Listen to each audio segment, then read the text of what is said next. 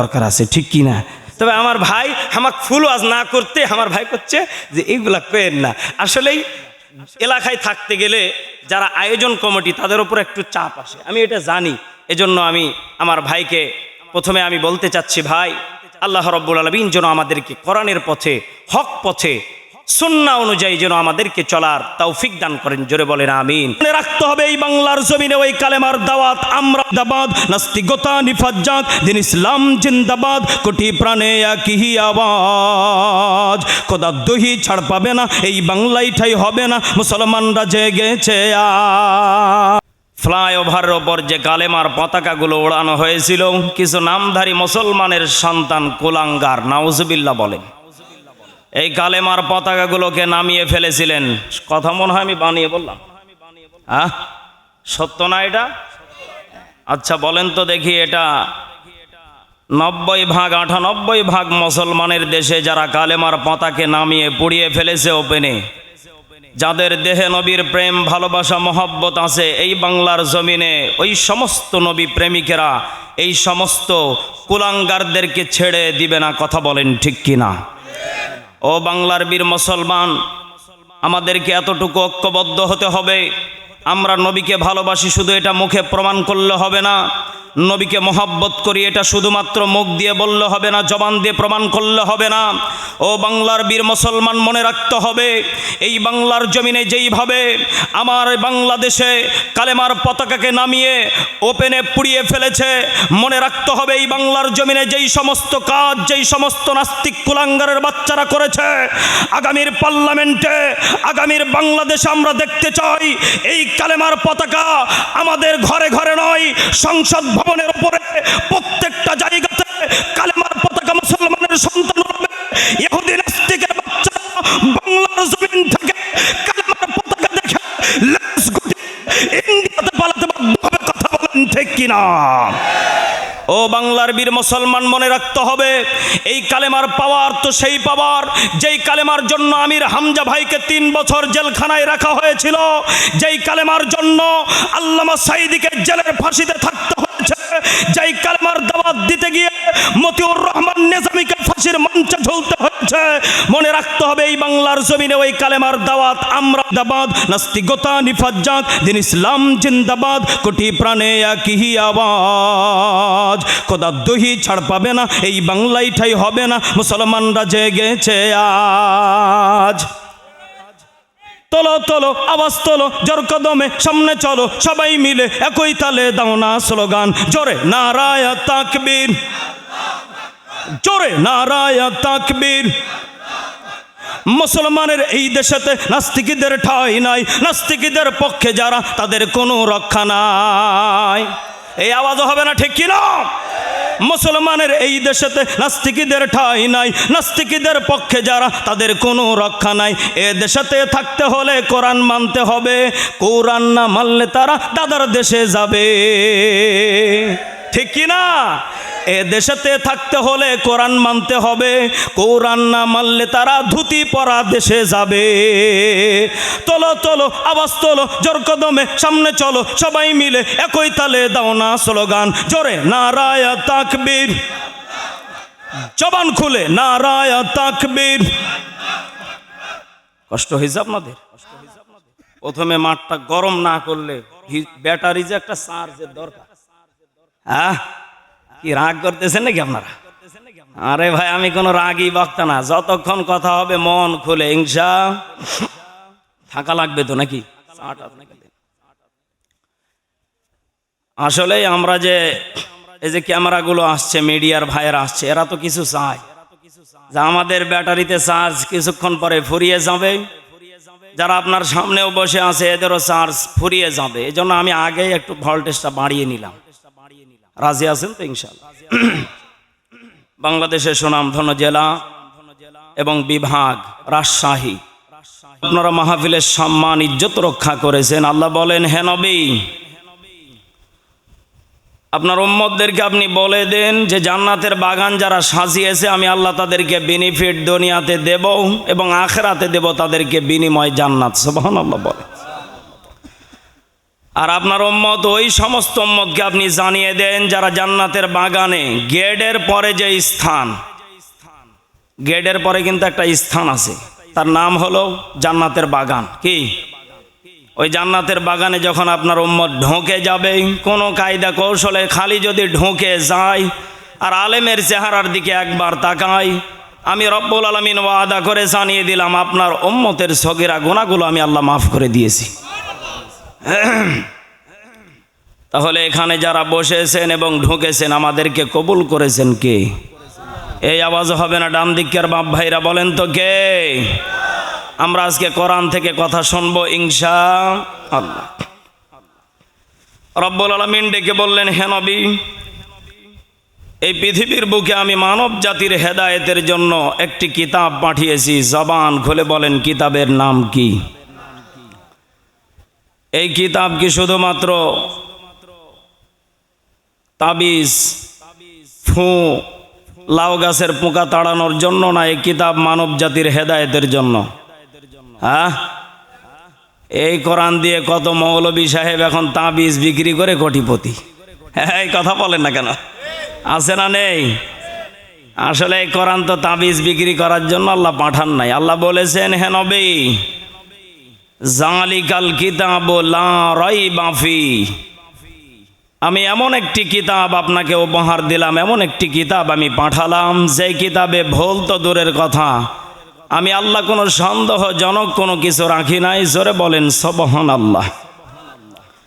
এত দামি কিতাব পাঠানোর পিছনে কারণ কি আমরা আজকে জানবো ইনশাআল্লাহ। রাব্বুল আলামিন পৃথিবীবাসীকে জানিয়ে দিচ্ছেন, হে নবী, আপনার উম্মতে মুহাম্মাদীদেরকে আপনি জানিয়ে দেন, আল্লাহ রাব্বুল আলামিন আমি যে রবে দুনিয়াতে একটা কিতাব পাঠিয়েছি, সব থেকে সম্মানী কিতাব। এই কিতাবটাকে আমি আল্লাহ কত সম্মান আর মর্যাদা দিয়ে পাঠিয়েছি। এই কিতাবটাকে আমি আল্লাহ কেন পাঠালাম? এই কিতাব পাঠানোর পিছনে কারণ বেশি কিছু ছিল না, শুধুমাত্র একটাই সন্দেহ ছিল, একটাই আমার কাজ ছিল, সেটা হলো এদেশে মুনাফিক আবু জেহেল থাকবে। শুধুমাত্র এই ভাইরাসগুলোকে তাড়ানোর জন্যই আমি আল্লাহ কিতাব পাঠিয়েছি। চিৎকার মেরে বলেন সুবহানাল্লাহ। রব্বুল আলামিন ডেকে বললেন, এই ভাইরাসগুলো নবীজির জামানাতেও ছিল, এখনো আছে, কিয়ামতের আগ পর্যন্ত থাকবে। ওগো নবীজি, তবে হ্যাঁ, এটা সত্য, আপনি যখন এই কথাগুলো বলতে যাবেন আপনার প্রতি জুলুম বাধা আসবে, কিন্তু পিছুটান হওয়া যাবে না। তাহলে আমরা আজকে জানবো সামনের দিকে গেলে আমাদের কি হবে। 1 নম্বর টার্গেট, যারা নামাজ নিয়মিত পড়েন, সত্য করে বলেন তো দেখি, আপনি যখন মসজিদে যান, মসজিদে ঢোকার সাথে সাথে আপনার অন্তরে একটা তাকওয়া ভয় ঢুকে যায়, আমি যে ঘরে ঢুকলাম এখন ডাইরেক্ট আমার কথা চলমান হবে কার সাথে? আরো জোরে বলেন কার সাথে? আমার সফর সঙ্গী মাঝে মাঝে বলে, হুজুর, যেখানেই যাই কোনো জায়গাতে শান্তি পাই না, যখনই মসজিদে ওযু বানিয়ে ঢুকে যায় শুধুমাত্র শান্তি পাই না, মনে হয় আল্লাহ যে জান্নাত আমাদেরকে দেবেন এর প্রমাণ আমরা মসজিদ ঘরে ঢুকলেই টের পেয়ে যাই। সুবহানাল্লাহ।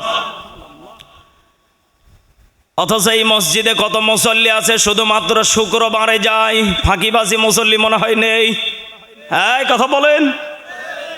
এরকম কত ওলি আছে শুধু শুক্রবারে যায়, সবার পরে যায়, আবার দেখেন সবার আগেই বের হয়ে যায়। ও যতক্ষণ পর্যন্ত ওই জায়গাতে বসে থাকে ওর মনে শুধু কেমন যেন সিটবিট করে, কারণ ও এই জায়গাতে আসার পরে ওরে শয়তান নাড়া দেয়। কথা বল। রব্বুল আলামিন ডেকে বলছেন, হে নবী, আপনি আপনার উম্মতদেরকে প্রচার করে দেন, আপনি তাদেরকে জানিয়ে দেন যারা মসজিদে ঢুকে গেল, গেটের সামনে একজন ফেরেশতা দাঁড়িয়ে থাকে, শুধুমাত্র তাদের আদান প্রদানগুলো দেখে, তারা কিভাবে যায় কিভাবে আসে। আমার যেই উম্মতগুলো মসজিদে ঢোকার সময় ডান পা দিয়ে পড়ে আল্লাহুম্মা মাফতাহালি আবওয়াবা রহমাতিক, আমি আল্লাহ শুধু মসজিদের দরজা রহমতের দরজা খুলে দেই তা না, যতগুলো পৃথিবীর বুকে রহমতের দরজা আমি আল্লাহ বানিয়েছি প্রত্যেকটা দরজা বান্দার জন্য খুলে দেই। চিৎকার মেরে বলেন সুবহানাল্লাহ। আমরা তো মনে করি শুধু এই দরজা মনে হয় মসজিদের দরজা নাকি? আরে ভাই না, আপনার পারিবারিক জীবনে যতগুলো রহমতের দরজা আছে খুলে দেন কে? বলেন বলেন। এখন বলবেন হুজুর রহমতের দরজা কি? রহমতের দরজা সব থেকে বড় হলো একটা। এখানে যারা বসে আছেন আমি যদি বলতে চাই কে কে জান্নাতে যাবেন না হাত তুলেন। কেউ তুলবেন? হ্যাঁ, আমরা সবাই জান্নাতে যেতে চাই। জান্নাত যাওয়া রহমত না গজব? বলেন বলেন। হ্যাঁ, জান্নাতে যাওয়া যদি রহমত হয়ে থাকে, ওই জান্নাতে যদি আমরা সবাই যেতে চাই, সত্য করে বলেন তো দেখি, জান্নাতে যেতে গেলে আমাদেরকে 1 নাম্বার টার্গেট নেওয়া লাগবে। সূরা মাইদা 7 নম্বর পারা 1 নম্বর পৃষ্ঠা 5 নম্বর লাইনের 85 নম্বর আয়াতে এটা পেয়ে যাবেন। রব্বুল আলামিন ডেকে বললেন ফাসাম বাহুমুল্লাহু বিমা ক্বালু জান্নাতিন তাজরি মিন তাহতিহাল আনহার ওয়া যালিকা জাযাউল মুহসিনিন।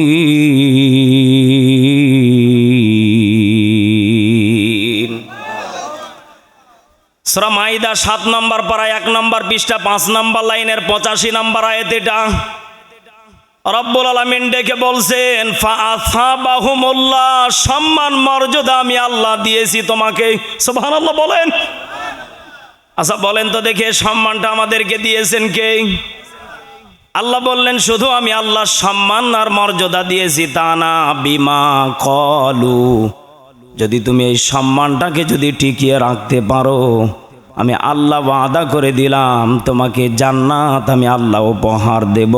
একটু চিৎকার মেরে বলেন সুবহানাল্লাহ। এখানে আমার একটা মাঝে মাঝে প্রশ্ন জাগে, সত্য করে বলেন তো দেখি, সম্মান কি আল্লাহ গরুকে দিয়েছে? এই কথা বলেন। ছাগলকে দিয়েছে? ভেড়া দুম্বাকে দিয়েছে? আল্লাহ বললেন পৃথিবীর কাউকে আমি আল্লাহ এমন সম্মান দেই নাই, আমি আল্লাহ শুধুমাত্র তোমাকেই দিয়েছি। আল্লাহ আবারও জানিয়ে দিচ্ছেন লাকাদ খালাকনাল ইনসানা ফি আহসানি তাকওয়িম।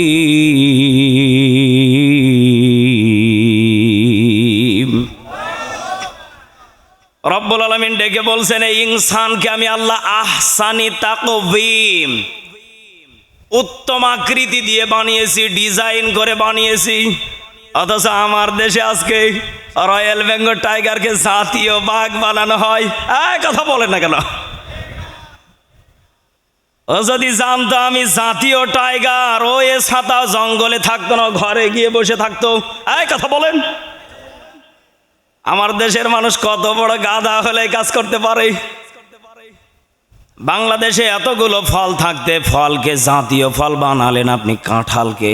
ও ছাতা খুলতে গেলে হাতে আঠা ভরে বাঁধ হয়ে যায়। সেই দিন আমি শ্বশুর বাড়ি গিয়েছি, কি বলবো, কষ্ট হচ্ছে না তো আপনাদের? আমি শ্বশুর বাড়ি গিয়েছি, আমার বিবি ডাক দিয়ে বলছে কি গো, তুমি তো প্রতি বছর প্রত্যেকটা ফল বাজারে আগে আসলেই ক্রয় করো, কিন্তু আমাদের দেশে এখন জাতীয় ফল এসেছে কাঁঠাল, তুমি ক্রয় করো না কেন? আমি মনে মনে চিন্তা করলাম তাই তো, সব ফল আমি আগে খাওয়ার চেষ্টা করি, কারণ ফল খেলে নাকি শরীর ভালো থাকে। আমার বিবিকে আমি প্রথমেই উত্তর দিলাম জাতীয় ফল কাঁঠাল, আমি যে কিনে নিয়ে আসিনি, তুমি কি রাগ করলা? বিবি বলছে শুধু রাগ না, আমার অভিমান হচ্ছে, কারণ তুমি ফল খাও, আনো নাই কেন বলো? আমি বললাম দেখো, কাঁঠাল আমি ঠিকই বাজার থেকে ক্রয় করেছি, শুধুমাত্র আমি ওই আঠার ভয়ে খুলি না, তুমি যেদিন খুলে দিবে সেই দিন আমি খাবো। শাশুড়ি আম্মা ডেকে বলছে জামাই এত ভয় পাই, আমাকে দাও। আমার শাশুড়িকে আমি দেখলাম ঘরের ভিতরে গিয়ে ইচ্ছা মতো তেল মাখলো। এ কি গো, ও ছাতা খাবার গেলে যদি তেলই মাখা লাগে, ও ছাতা খেয়ে লাভটা কি? আর কথা বলেন না কেন? আমার শাশুড়ির হাতের দিকে তাকাই, এমন করে তেল মাখা মেখেছে, খালি টস টস করে পড়তেছে। আমি বললাম, আম্মা এটা আপনি করলেন কি? কয়, বাবা তেল যদি মাখি কাঁঠালের কষগুলো লাগবে না, এমনি এমনি খুলে যাবে, খাইতেও মজা লাগবে। আমি বললাম, মা সব ঠিক আছে, কিন্তু এটা জাতীয় ফল হবার যোগ্যতা রাখে না। আপনাদের রাজশাহীর আমকে যদি অন্তত পক্ষে বানাতো আমি মনে হয় খুশি হতাম, কারণ খালি ছিলে খাইলেই মজা লাগে। আল্লাহু আকবার বলেন। মধু মধু এত পরিমাণ সুস্বাদু এ রাজশাহীর আম, বিশেষ করে রূপালী আমটা বেশি সুস্বাদু। সুবহানাল্লাহ কয় না? কোনো তেলও মাখা লাগে না, টেনশনও করা লাগে না, ঠেলা ঠেলিও করা লাগে না, খালি আমার ভাইও গানে দিবে, খালি ছিলে খাবে। কথা আল্লাহ বললেন, বান্দা আমি এত নিয়ামতের ফল তোমাকে উপহার দিলাম, শুধুমাত্র তোমাকে আহসানি তাকওয়িম, উত্তম আকৃতি দিয়ে বানিয়েছি, এই কারণে উত্তম সৌন্দর্য দিয়ে বানিয়েছি, এই কারণে বান্দা তোমাকে এত সম্মান আর মর্যাদা দিলাম। বান্দা তুমি জানার পরে যদি মানতে না চাও, কিয়ামতের মাঠে আমি আল্লাহ তোমাকে জাহান্নামের কাঠগড়াতে দাঁড় করাতে বাধ্য হয়ে যাব। একটু চিৎকার মেরে বলেন নাউজুবিল্লাহ। ও রাজশাহীবাসী, আমি আপনাদেরকে এতটুকু আজকে কথা বলতে চাই। তাহলে বলেন তো দেখি, আমাদের সম্মান দিলেন কে? আরো জোরে। মর্যাদা দিয়েছেন কে? উত্তম আকৃতি দিলেন কে? ডিজাইন করলেন কে? এটা কিন্তু ক্লাস। এটা কি কষ্ট হচ্ছে আপনাদের? চলবে? তাহলে আমাদেরকে সম্মান দিলেন, আমাদেরকে মর্যাদা দিলেন, উত্তম আকৃতি দিলেন, উত্তম ডিজাইন দিলেন। আল্লাহ এবার ডাক দিয়ে বলছেন, এত কিছু দেওয়ার পরে যদি বান্দা তুমি না আমাকে চিনতে পারো, আমি আল্লাহ রব্বুল আলামিন তোমাকে জানিয়ে দিলাম, এমন একটা জাহান্নাম তোমার জন্য বানিয়ে রেখেছি, যেই জাহান্নামের ভিতরে তোমাকে ফেলে দেওয়ার সঙ্গে সঙ্গে প্রত্যেকটা সাপ বিচ্ছু গ্রাস করে ফেলবে। চিৎকার মেরে বলেন নাউজুবিল্লাহ। ফ্যানের বাতাসটা একটু ওইদিকে দেন। কলিজার টুকরা প্রাণপ্রিয় যুবক ভাইয়েরা, তাহলে আওয়াজ করে বলেন তো দেখি, আমাদের সম্মান মর্যাদা আছে না নেই? আল্লাহ রাব্বুল আলামিন ডেকে বলছেন, এই সম্মান যদি টিকিয়ে রাখতে চাও, দুনিয়াকে ভুলে যাও, দুনিয়াকে লাথি মেরে দাও। এক নম্বর টার্গেটই হলো তোমাদের নামাজ। আরো জোরে বলেন কি? অথচ আমাদের দেশের মানুষ টাকার পিছনে বেশি সময়। কথা বলেন বলেন। টাকাকে এমনভাবে ক্রয় করে, হালাল হোক আর হারাম হোক দেখার টাইমও নেই, কিভাবে কি করলাম দেখার সময় নেই, আমাকে কামাই করাই লাগবে, এটাকে সব থেকে প্রাধান্য দেয়। এমন মানুষ আমাদের সমাজে আছে না নেই? ওরে মানুষ হইছ বেহুশ দুনিয়ার পিছে, কি জবাব দিবি রে তুই আল্লাহরই কাছে? ঠিক কি না? হালাল হারাম না মানিয়া কত টাকা করছো কামাই, এত টাকা রাখবা কোথায়? কাফনের তো পকেটে নাই। হালাল হারাম না মানিয়া কত টাকা করছো কামাই, এত টাকা রাখবা কোথায়? কাফনের তো পকেটে নাই। টাকা পয়সা লইয়া কি কেউ কবরে গেছে? টাকা পয়সা লইয়া কি কেউ কবরে গেছে? ওরে মানুষ হইছ বেহুশ দুনিয়ার পিছে, কি জবাব দিবি রে তুই আল্লাহরই কাছে? হাই, কি জবাব দিবি রে তুই আল্লাহরই কাছে? ঠিক কি না? রাত দিনে দৌড়া দৌড়ি বিশ্রামের সুযোগটা নাই, নামাজ রোজা দূরের কথা, আল্লাহ নামটা মুখে নাই। ঠিক কি না? রাত দিনে দৌড়া দৌড়ি বিশ্রামের সুযোগটা নাই, নামাজ রোজা দূরের কথা, আল্লাহ নামটা মুখে নাই। তোর পিছে মহা বিপদের সঙ্গীত আছে, তোর পিছে মহা বিপদের সঙ্গীত আছে। ওরে মানুষ হইছ বেহুশ দুনিয়ার পিছে, কি জবাব দিবি রে তুই আল্লাহরই কাছে? হাই, কি জবাব দিবি রে তুই আল্লাহরই কাছে? ঠিক কিনা?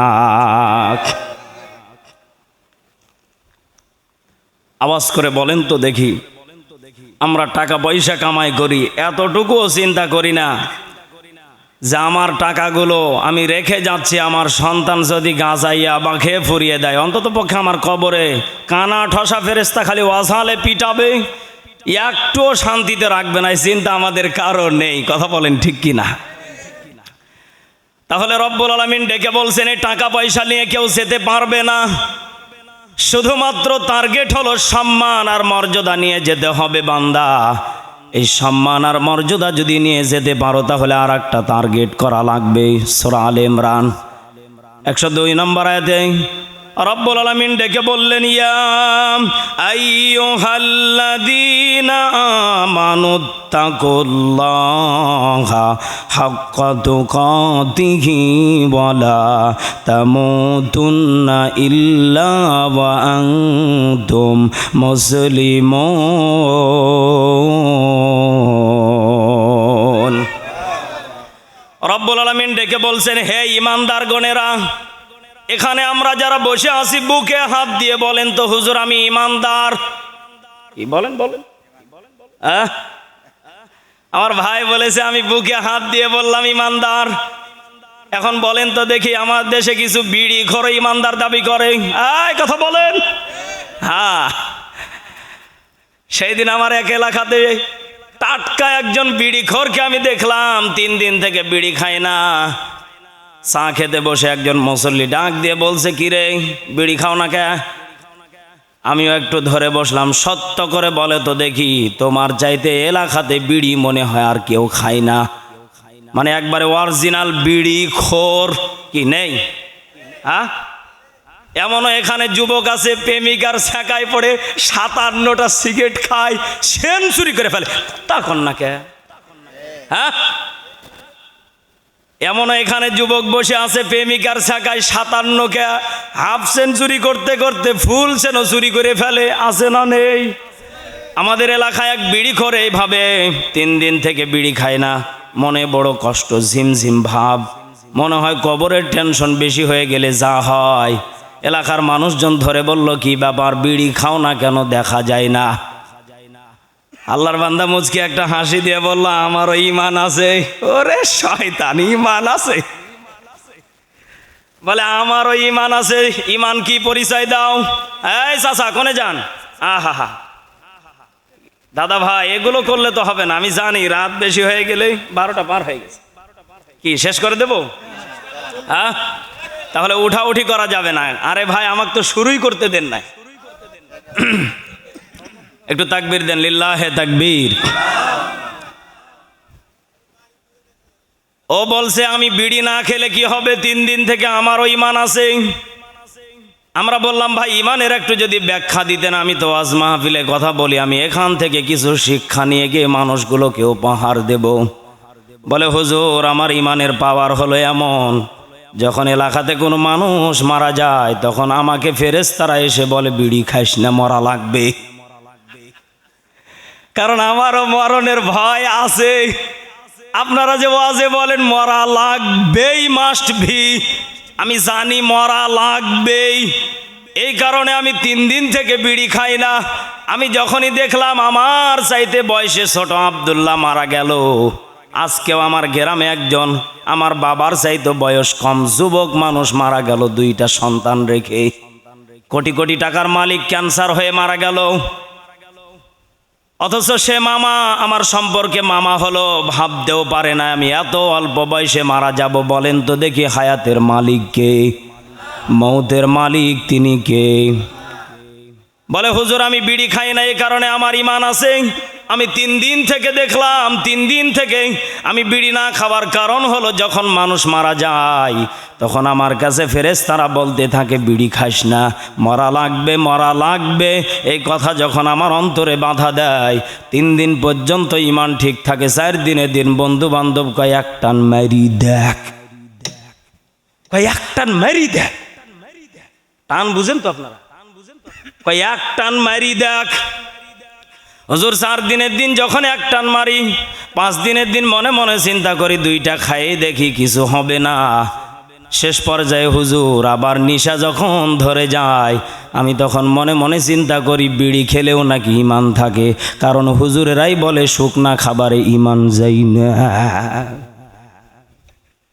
শুকনা খাবারে ঈমান যায় না হুজুর, এটা মনে করেন যে এটা একটা হাউস, এটা খালে পেট ক্লিয়ার থাকে, সব কিছু দূর হয়ে যায়, টেনশন বিবি যদি একটু জ্বালা যন্ত্রণাও করে হুজুর টয়লেটে গিয়ে এটা খাইলে সব দূর হয়ে যান। জোরে কোন সুবহানাল্লাহ। হ্যাঁ দেখছেন দাদা ভাই সুবহানাল্লাহ কাছে। এজন্য আমি বলি আমার ক্লাস কিন্তু কঠিন ক্লাস, সবাইকে মনোযোগ থাকা লাগবে, আছে তো ইনশাআল্লাহ? তাহলে বলেন তো দেখি, আমি যেই কথা থেকে এত গভীরে ঢুকলাম, হে ইমানদার গণেরা, এখানে আমরা যারা বসে আছি বলেন তো দেখি, তাহলে বিড়ি যারা খান ঈমান আছে? বলেন বলেন। এখন বলবেন হুজুর বিড়ি আবার কেন না খেলে ঈমান চলে যাবে, কারণ কি বিড়ি খেলে ঈমান থাকবে না, এর ব্যাখ্যা একটা দেন। বলেন তো দেখি, নিশাদ্রব্য জিনিসকে হারাম করেছেন তিনি কে? আরো জোরে বলেন তিনি কে? আরো জোরে বলেন তিনি কে? আপনি জানার পরও যদি বলেন না এটা হারাম, আমি জানি মানব না, সত্য করে বলেন তো দেখি, জানার পরে যারা মানবে না ডবল পাপের অধিক। আরো জোরে। তাহলে আপনি জানার পরে যদি খান আপনি ডবল পাপের অধিকারী হয়ে গেলেন। আমি এত গভীরে যেতে চাচ্ছি না। ইমানদারের পরিচয় তো এমনই হওয়া উচিত, ইমানদার তো এমনই হবে। এই যে আমার ভাইয়ের মতন, বিশেষ করে আমার সারোয়ার ভাই ভালো কাজের আঞ্জাম দিয়েছে, মানুষকে কোরআনের কথাগুলো শোনার ব্যবস্থা করে দিয়েছে। রব্বুল আলামিন ডেকে বলেন, যখন কোনো ব্যক্তি ভালো কাজের আঞ্জাম দেয়, আর এখান থেকে যখন কোনো মানুষ ওয়াদা করে আমি আর বিড়ি খাবো না, আমি জর্দা দিয়ে হারাম কিছু খাবার খাবো না, যখন একজন ব্যক্তি যখন হেদায়েত হয়ে যাবে, বেনিফিট আমার সারোয়ার ভাই সহকারে এলাকার প্রত্যেকটা মানুষ পেয়ে যাবে, আর বিনিময় জান্নাত বান্দার জন্য বরাদ্দ হয়ে যাবে। চিৎকার মেরে বলেন সুবহানাল্লাহ। রব্বুল আলামিন ডেকে বলছেন, তাহলে হাক্কা তুকাতিহি, হকের পথে চলা লাগবে। আমাদের দেশের বিশেষ করে যুবকদের ঈমান হলো ঠেলা ঠেলা ভাব। কথা কয় না, কি কি ভাব? ঠেলা ঠেলা সামনে, এই জোরে বলো, এই আরো জোরে, কি হসে? কয় যাবে রে, কথা হয় না। এই হলো যুবকদের ঈমানের ভাব। এখন বলবেন হুজুর এই ওয়াজ করতেছেন কে? সত্য করে বলেন তো দেখি, আমাদের দেশে মুসলমানের কালেমার পতাকা আজকে ওপেনে পোড়ানো হচ্ছে, আর আর্জেন্টিনা আর ব্রাজিলের পতাকা ওপেনে উড়ানো হচ্ছে।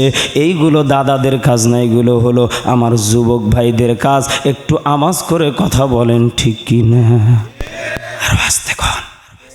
হ্যাঁ এই যুবক কথা ঠিক? হ্যাঁ। সেই দিন আমার এক চাচা বয়সের দেখলাম ফেসবুক খুলতেই, কষ্ট হচ্ছে নাকি আপনার? এক চাচাকে দেখলাম কত সুন্দর করে দাড়ির ভিতরে ডিজাইন করেছে আর্জেন্টিনার। ওরে শয়তান, তুমি নবীর সুন্নাতের ভিতরে তুমি ডিজাইন করেছো আর্জেন্টিনার। ও মুসলমান, যেই দাড়ির ভিতরে আমার নবীজির সুন্নাত, যেই দাড়ি দেখলে মুরব্বি মুরব্বি লাগে, সবাই তাকে সম্মান করে।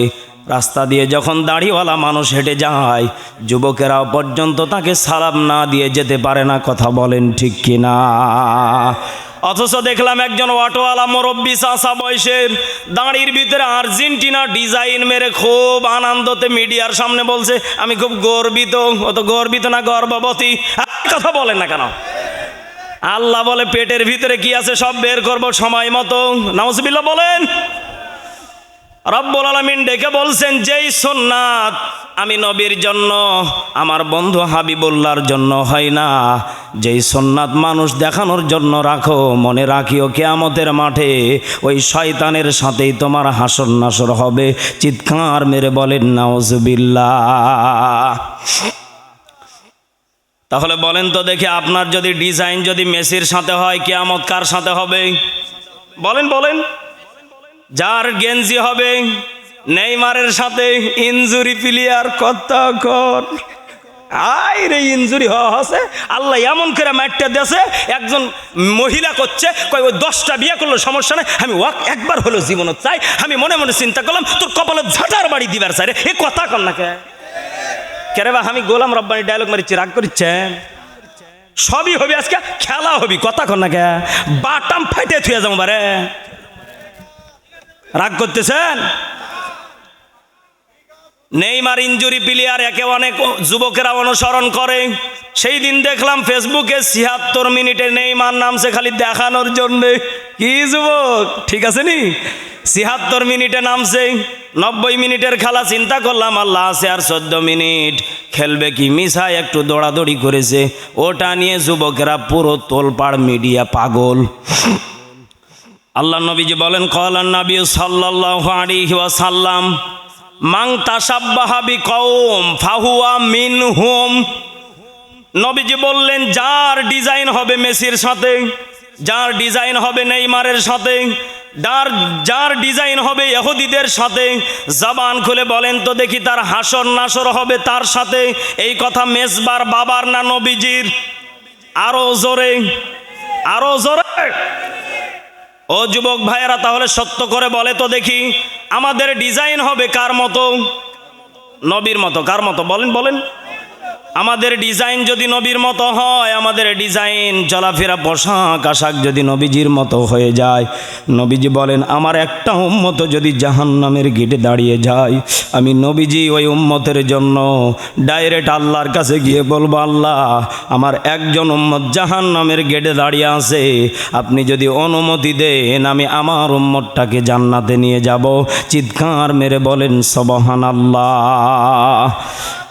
ও বাংলার যুবকেরা, মনে রাখো, তুমি যাকে অনুসরণ অনুকরণ করতেছো, যেই দেশে মুসলমানদের আজান বন্ধ করে দেওয়া হয়েছে, যেই দেশে মুসলমানদের আজান বন্ধ করে দেওয়া হয়েছে, ওই মুসলমানের সন্তান ইহুদির সাথে হাত মিলিয়ে তাল মিলিয়ে চলতে পারে না। কথা বলেন ঠিক কিনা? এই জন্য মুসলমানের ডিজাইন হবে নবীর মতো। কথা বলেন ঠিক কিনা? মুসলমানদের চরিত্র হবে, এই দেশের যুবকদের চরিত্র হবে আমার নবীর মতো। কথা বলেন ঠিক কিনা?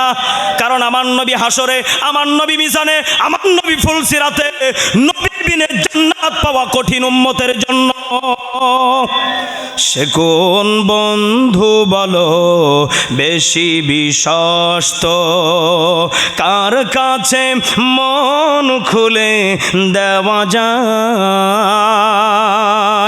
কার কাছে সব কথা বলা যায়, হওয়া যায় বড় বিশ্বস্ত, হওয়া যায় বড় বিশ্বস্ত।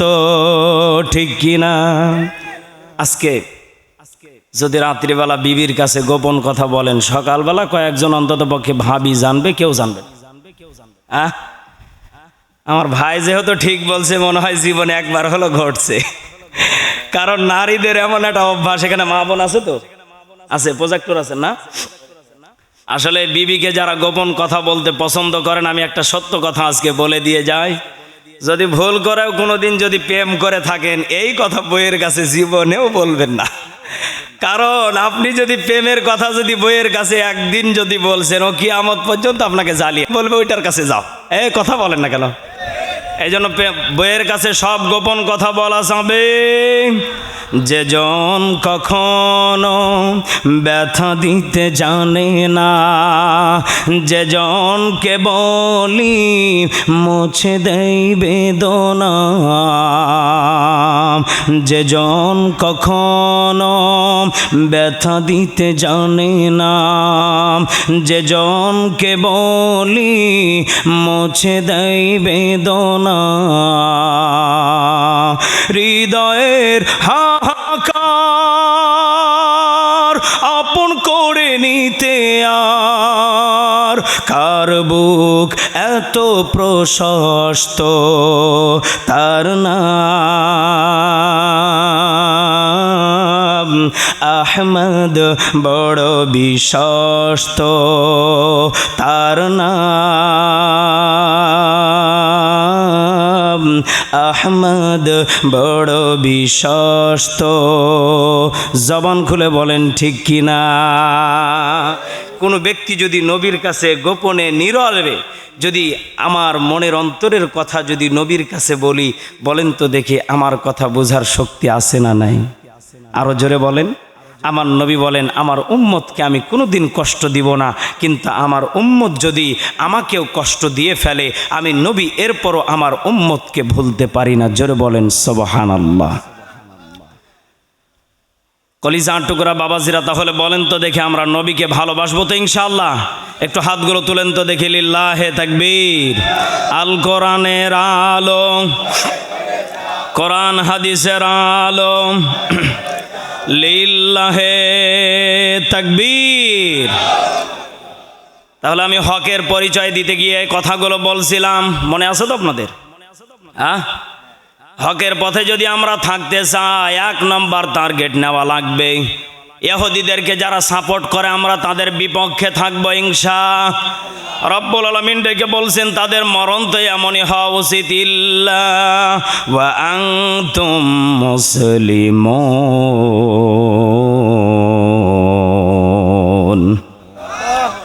রব্বুল আলামিন ডেকে বলছেন তোমরা ততক্ষণ পর্যন্ত মরিও না যতক্ষণ পর্যন্ত তোমাদের ঈমান পাকাপোক্ত না হয়েছে, মুসলমান পরিপূর্ণ না হয়েছ। সত্য করে বলেন তো দেখি, আমাদের প্রত্যেকের অন্তরের খবর জানেন তিনি কে? আরো জোরে। রব্বুল আলামিন এখানে শেষ করে দেন নাই, ওয়াতাসিমু বিহাবলিল্লাহি জামিআ। জোরে বলেন আল্লাহু আকবার। সূরা আলে ইমরানের 103 নম্বর আয়াতে এটা পেয়ে যাবেন। রব্বুল আলামিন ডেকে বলছেন তোমরা আল্লাহ তাআলার দ্বীনকে শক্ত করে ধরো। কি করে? কিভাবে ধরবেন? ধরবেন কিভাবে জানা লাগবে তো নাকি? রব্বুল আলামিন ডেকে বললেন তোমরা আল্লাহর দ্বীনকে শক্ত করে ধরো। কাদেরকে ধরবে? তোমরা ওলামায়ে কেরামদেরকে শক্ত করে ধরে রাখো, তারা যা বলবে তাদের কথাগুলো মানার চেষ্টা করো। এখানে আমরা যারা বসে আছি এর চাইতে দ্বিগুণ মানুষ বাড়িতে আছে। সত্য করে বলেন তো দেখি, দিন যারা কায়েম করে, দিনের প্রতি যাদের বেশি ভালোবাসা মহব্বত থাকে, তারাকে ভাড়াও দেওয়া লাগে না, বাড়ির থেকে ভাড়া দিয়ে জায়গা মতো চলে আসে। কার ভয়ে? আরো জোরে বলেন কার ভয়ে?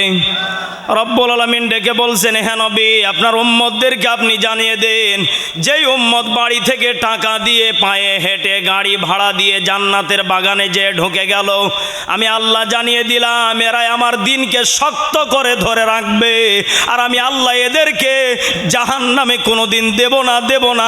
ফাদুখুলি ফি ইবাদি ওয়াদুখুলি জান্নাতি, ডাইরেক্ট আমি তাদের স্থান জান্নাতে দিয়ে দেব। চিৎকার মেরে বলেন সুবহানাল্লাহ। রব্বুল আলামিন ডেকে বলছেন তাহলে তাদের টার্গেট এগুলো থাকবে। কি পারবো তো ইনশাআল্লাহ? রব্বুল আলামিন ডেকে বলছেন তাহলে তোমাদের টার্গেট এই কাজগুলো হবে। ও রাজশাহীবাসী, সত্য করে বলেন তো দেখি, জগন্নাথপুরবাসী, আমাদের টার্গেট যদি এমন হয়ে যায়, জান্নাত আমাদের জন্য সহজ করে দিবেন তিনি কে? আরো জোরে বলেন কে? আল্লাহ যদি আমাদের জান্নাতের পথ সহজ করে দেয়, এখানে অনেক মা বোন বসে আছেন, সত্য করে বলেন তো দেখি, আমরা কি হকের পথ চাই কি চাই না? এখানে যারা বসে আছেন সত্য করে বলেন তো দেখি, টিপটা যেদিন দিলেন, কি টিপ বুঝেন তো আপনারা? হ্যাঁ, বোঝা লাগবে। যেই দিনে টিপটা দিয়েছিলেন, সত্য করে বলেন তো দেখি, আপনার বিবেকে এটা নাড়া দিয়েছিল, এদেশে যদি জামাতে ইসলাম ক্ষমতায় যায় আমার বাড়ি থেকে টিভিকে ভেঙ্গে ফেলবে, এরকম কিছু কুমন্ত্রণা আপনাকে দিয়েছিলেন? এই কথা বলেন না কেন? জামাতে ইসলাম যদি ক্ষমতায় যায় আমার বউকে জোর করে পর্দা করাবে, সত্য করে বলেন তো দেখি, বউ যার হিসাব তার, জামাতে ইসলামকে আর বিএনপিকে আর আওয়ামী লীগকে, জামাত শিবিরকে, সত্য করে বলেন তো দেখি, বউ যার ক্ষমতা। কথা হয় না। তাহলে আপনার বাড়ির টিভি জামাত ইসলাম ভেঙে ফেলবে, আপনার বউকে জোর করে পর্দা করাবে। এইগুলো কথা যারা বলেছে মনে রাখবেন, এরা হলো আবু জেহেলের উত্তরসূরি। হ্যাঁ ভাই, আসলে তো রাজনীতি শুরু করিনি আমি, এটা রাজনীতি বলছি। সরোয়ার ভাই আসলে একটু যদি না বলি তাহলে তো হবে না, কারণ কোরআনের হক কথা যারা বলে তাদেরকে সম্মান দেন কে? বলেন বলেন। আমি চেষ্টা করব এই এলাকাতে অন্তত পক্ষে মানুষ যেন কোরআন প্রেমিক হয়। এখন এই যে কুমন্ত্রণাগুলো যারা দিয়েছে, আমি চাই যে এগুলো থেকে আমাদেরকে বেঁচে থাকা লাগবে নাকি? হ্যাঁ, দেখেন আমি কি বলছি না, কষ্ট পেলেন আপনি? হ্যাঁ ভাই, রাগ করিয়েন না, আমাকে একটু সুযোগ দেন নাকি? আচ্ছা, আপনাদের কষ্ট হচ্ছে নাকি? চলবে তো ইনশাআল্লাহ? তাহলে আমি এইটাই বোঝাতে চাচ্ছি, যারা এই কুমন্ত্রণা দেবে, ইমাম হোসাইনকে ইয়াজিদ বাহিনীরা কুমন্ত্রণা দিয়েছিলেন, তোমাকে সব দায়িত্ব আমরা দেব না, তবে তোমাকে এতটুকু দায়িত্ব দেব, তোমার যা যা প্রয়োজন তোমাকে সব দেওয়া হবে, শুধুমাত্র ক্ষমতার মসনদে আমরাই বসে থাকব আর আমরাই দেশটাকে নিয়ন্ত্রণ করব, তোমার যা লাগবে তাই দিয়ে দেব। বলেন তো দেখি, ইহুদিদের হাতে ইমাম হোসাইন ক্ষমতা দিয়েছেন কি দেন নাই? আরো জোরে, কারণ উনি এতটুকু কথা বলেছিলেন, আমার এই দেহের ভিতরে হযরতে আলীর রক্ত আছে। এই কথা বলেন। ও বাংলার মুসলমান, মনে রাখতে হবে, এই রক্ত যাদের আজও আছে, এই সমস্ত কুমন্ত্রণা যারা দেয়, যারা আলেম নামে, কত মানুষ আছে যারা আলেম হয়েও জালেমদেরকে অনুসরণ করে, তাদের কথাগুলোকে বিক্রি করে খায়, মনে রাখতে হবে এদেরকেও আল্লাহ ছাড় দিবেন না, তাদেরও হিসাব টুকরো টুকরো করে নেওয়া হবে। কারণ আল্লাহ রাব্বুল আলামিন ডেকে বলছেন, যারা হকপন্থী হবে, সত্যর পথে যারা চলবে, তাদেরকে আমি আল্লাহ সম্মান দেব, কোনো সন্দেহ? বলেন বলেন, সত্য করে বলেন তো দেখি। আমি এখানে একটা তাফসির নোট করেছিলাম আজকে, তবে আমার আগে যারা আলোচক এসেছেন প্রত্যেকে কথাগুলো বলেছেন। মক্কা মদিনার বুকে হযরতে আবু বকর প্রায় 2 বছর 2 মাস প্রেসিডেন্ট অবস্থায় ছিলেন। খলিফাতুল মুসলিমিন হযরতে ওমর প্রায় 10.5 বছর প্রেসিডেন্ট অবস্থায় ছিলেন। এরপরে হযরতে উসমান 12.5 বছর ছিলেন। প্রত্যেকটা ওলামা একরাম ক্ষমতার মসনদে বসে কোরআনের বাণী পৌঁছে দিয়েছিলেন। আমাদের দেশে এখন যিনি দায়িত্বে আছেন, বিশেষ করে প্রিয় বড় ভাই জনাব তারেক রহমান, চিনেন তো আপনারা নাকি? হ্যাঁ, উনি ইতিমধ্যে আপনারা হয়তো দেখেছেন, উনি মালয়েশিয়া এবং চীন সফরে গিয়েছেন। উনি কত সুন্দর করে যখন ওই দেশে আগমন করলেন, তিনার সহধর্মীকে নিয়ে, চীনের এবং যে মালয়েশিয়ান যিনি প্রধানমন্ত্রী দায়িত্বে আছেন আনোয়ার ইব্রাহিম, তাই না ভাই? আনোয়ার ইব্রাহিম যেই ভাই দায়িত্বে আছেন, উনি কত সুন্দর করে বন্ধুকে সারপ্রাইজ দেওয়ার জন্য, কারণ আমার দেশের জনাব তারেক রহমানের শরীর স্বাস্থ্য এবং সব কিছু, বডি ল্যাঙ্গুয়েজ এবং তার চেহারা ফিটনেস সব কিছু মালয়েশিয়ার যিনি প্রধানমন্ত্রী আছেন আনোয়ার ইব্রাহিম, ওনার সাথে একজাস্ট একটা মিল আছে। জোরে বলেন আল্লাহু আকবার। উনি বন্ধুকে সম্মানের খাতিরে উনি কত সুন্দর করে একটা গান উপহার দিয়েছেন। আমি কি বলবো? কষ্ট পাবেন না তো আপনারা? চলবে? হ্যাঁ, জাদু জানে গো আমার বন্ধু মহা জাদু জানে, ঠিক কি না? হ্যাঁ, মালয়েশিয়ান যেই ভাই দায়িত্বে আছেন, উনি কত সুন্দর করে আমার দেশের সরকারকে স্বাগতম জানাচ্ছে। জাদু জানে গো আমার বন্ধু মহা জাদু জানে গো আমার বন্ধু মহা জাদু জানে, লাগাইয়া পিরিতের ডুরি আলগা থাইকা টানে রে, আমার বন্ধু মহা জাদু জানে গো আমার বন্ধু মহা জাদু জানে। কথা কোন ঠিক কিনা? জনাব তারেক রহমান ভাইকে উনি বলতেছেন, ভাই আপনাকে যে সম্মাননা দেওয়া হলো আপনি খুশি না বেজার? আমাদের জনাব তারেক রহমান ভাই বলছে, আমি অনেক খুশি। এবার ওনাকে একটা প্রশ্ন করা হলো, আপনাকে যেইভাবে বাংলাদেশের মানুষেরা সম্মান দিয়েছে আর যেইভাবে আপনাকে কষ্ট দিয়েছে, আপনি কি বলতে চান? আমাদের জনাব তারেক রহমান ভাই বলেছেন যে আমার এখনো পিঠের হাড়গুলো বাঁকা হয়ে আছে। উনি কি বলেছেন? আমার এখনো পিঠের হাড়গুলো বাঁকা হয়ে আছে। ওনাকে বলা হলো, আপনি কি প্রতিশোধ নিতে চান না? উনি বললেন, আমাকে যেই আল্লাহ ক্ষমতার চেয়ারে বসিয়েছেন, এত অল্প বয়সে আমাকে এত সম্মান আর মর্যাদা দিয়েছেন, আমি যদি ওই একইভাবে স্বৈরাচারীদের মতন আবার যদি জুলুম শুরু করে দিই, আমি যদি প্রতিবাদ শুরু করি, আমি যদি আবার প্রতিশোধ নেওয়া শুরু করে দেই, আমার বাঁকা হাড্ডি সোজা হবে না, আমার বাঁকা হাড্ডি বাঁকাই থেকে যাবে। কিন্তু তাদের প্রতি জুলুম করলে আমার আল্লাহ আমাকে ছেড়ে দিবে না। আমার ক্ষমতার চেয়ার অতীতের মতো আমাকেও নানা বাড়ি দাদা বাড়ি দিল্লি পাঠাতে আল্লাহ বাধ্য হবে। কথা বলেন ঠিক কিনা? ও বাংলার মুসলমান, মনে রাখতে হবে, এই সমস্ত সেন্স যাদের অন্তরে কাজ করবে, এরা কখনো বাংলার টাকা লুটপাট করে খাবে না, এরা দেশের টাকা লুটপাট করে খাবে না, এরা মা বোনদের প্রতি জুলুম করবে না, অন্যায়ভাবে আলেমদেরকে জেলের ফাঁসির মঞ্চে ঝুলাবে না। মনে রাখতে হবে, এরকম যদি প্রধানমন্ত্রী কিয়ামত পর্যন্ত থাকে, আমাদের কোনো বাধা নাই, আমাদের কোনো দ্বিধাদ্বন্দ্ব নাই, তোমরা দেশ চালাও, কিন্তু আমাদের কথা হলো একটাই, কোরআনের বিরুদ্ধে গেলে কল্যাণ খুঁজে পাবা না। কথা বলেন ঠিক কিনা? কোরআন যেখানে মুসলমান সেখানে, দিন ইসলাম যেখানে মুসলমান সেখানে যদি কোরআনের বিরুদ্ধে অবস্থান নাও, এই বাংলার জনতা 5 আগস্টে যেইভাবে স্লোগান দিয়েছে, আগামীর পার্লামেন্টকে, সংসদ ভবনকে 1 মিনিটে দাদাবাড়ি দিল্লি পাঠাতে পারে, এরকম যুবকদের পাওয়ার আছে। কথা বলেন ঠিক কিনা? দেশে আগুন লাগায়া জনতার জ্বালায়া পালায়া সাইরা গেলে ঢাকা, গণভবনটা এখন ফাঁকা, বুবুরে গণভবনটা এখন ফাঁকা। ঠিক কিনা? কষ্ট হচ্ছে আপনাদের? দেশে আগুন লাগায়া জনতার জ্বালায়া পালায়া সাইরা গেলে ঢাকা, গণভবনটা এখন ফাঁকা, বুবুরে গণভবনটা এখন ফাঁকা। ও মিথ্যা মামলায় ফাঁসি দিলেন সোনার মানুষগুলার, কত বড় ডাইনি তুমি, মায়া নাই তার অন্তরে।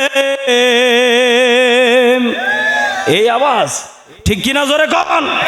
ও তুমি মিথ্যা মামলায় ফাঁসি দিলাম সোনার মানুষগুলার, কত বড় ডাইনি সেজে, মায়া নাই তার অন্তরে। ও তোমার নাই তো শরম লাজ, তুমি বড়ই নাটকবাজ, তোমার নাই তো শরম লাজ, তুমি বড়ই নাটকবাজ, পালায়া সাইরা গেলে ঢাকা, থাকলে যুবক দিত কেদানি। ঠিক কিনা? থাকলে পিটান খাইতা কেদানি, বুবুরে থাকলে জামা কাপড় খুইজা পাইতা না। আওয়াজ দিয়ে বলেন ঠিক কিনা? ও বাংলার মুসলমান, মনে রাখতে হবে, ইমাম হুসাইন কোরআনের জন্য শহীদ হয়েছেন, ইমাম হুসাইন কালেমার জন্য জীবন দিয়েছেন।